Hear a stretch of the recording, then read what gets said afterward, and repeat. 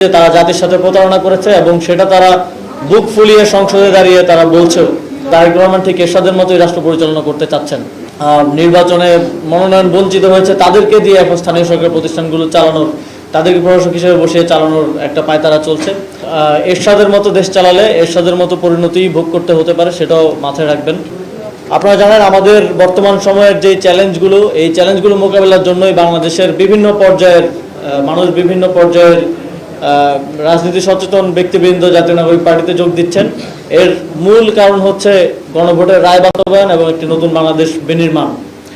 আমরা ভেবেছিলাম এবং আমরা বর্তমান সরকারি দল থেকে তখন প্রতিশ্রুতিও পেয়েছি যে তারা জুলাই সনদ বাস্তবায়ন করবে, গণভোটের রায় বাস্তবায়ন করবে, কিন্তু এখন আমরা দেখছি যে তারা জাতির সাথে প্রতারণা করেছে এবং সেটা তারা বুক ফুলিয়ে সংসদে দাঁড়িয়ে তারা বলছেও।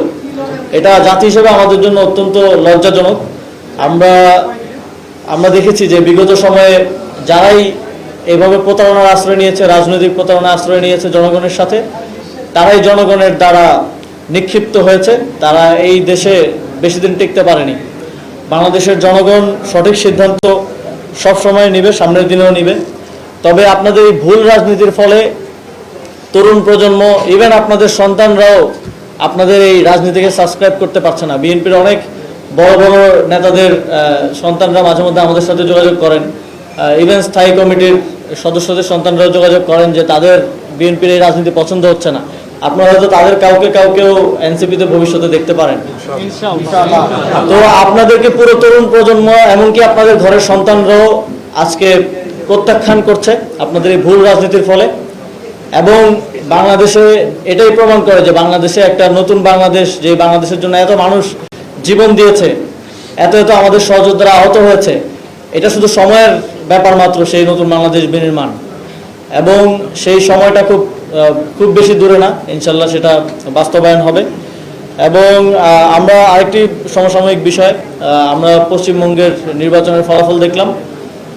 আমরা দেখছি যে বিগত সময়ে যারা পশ্চিমবঙ্গের সরকারে ছিলেন তাদের সাথে খুব সুসম্পর্ক না থাকলেও তারা বাংলাদেশকে নিয়ে খুব যেই ধরনের বাজে মন্তব্য এখন আমরা বর্তমানে যারা আসছেন তাদের থেকে পাচ্ছি, সেরকমটা ছিল না।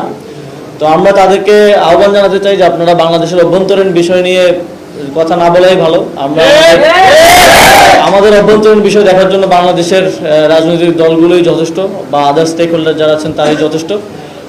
এবং আমরা এটাও শঙ্কা প্রকাশ করছি যে যেই উগ্রপন্থীরা সেখানে ক্ষমতায় আসছে, আগামীতে আমাদের সম্পর্ক কেমন হবে কিংবা পরিস্থিতি কীরকম হবে, এটা নিয়ে এক ধরনের শঙ্কা আছে। আমরা বাংলাদেশের পক্ষ থেকে বাংলাদেশের সার্বভৌমত্ব এবং বাংলাদেশের মাথা উঁচু করে দাঁড়িয়ে থাকার জন্য আমাদের রাজনৈতিক লড়াই অব্যাহত রাখবো। আমরা স্থানীয় সরকার নির্বাচন নিয়ে আমরা শুনেছিলাম, স্থানীয় সরকার মন্ত্রী তিনি বলেছিলেন এই বছরের মধ্যে অবশ্যই নির্বাচন অনুষ্ঠিত হবে, কিন্তু এখন আমরা আবার শুনছি যে এই বছর নির্বাচন তারা করতে চান না। আমরা দেখছি যে হোসেন মোহাম্মদ এরশাদ যেমন সারা দেশে প্রশাসক নিয়োগ দিয়ে রাষ্ট্র পরিচালনা করেছিল, তারেক রহমান ঠিক এরশাদের মতোই রাষ্ট্র পরিচালনা করতে চাচ্ছেন। তারা গণতন্ত্রকেই তাদের একমাত্র রাজনীতির বস্তু হিসেবে ব্যবহার করেছেন বিগত 17-18 বছর, কিন্তু নির্বাচিত হওয়ার পরপরই তারা গণতন্ত্র ভুলে গেছেন।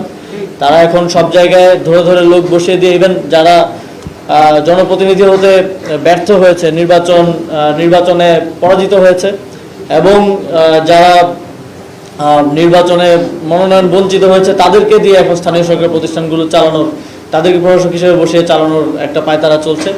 আমরা আহ্বান জানাবো সরকারকে যে আপনারা দ্রুত নির্বাচনের মাধ্যমে আবারও স্থানীয় সরকারের যে অচলাবস্থা আছে সেটা ভেঙে জনগণের যেই সেবার যে কাজ সেটা অব্যাহত রাখার জন্য স্থানীয় সরকার নির্বাচন আয়োজন করুন।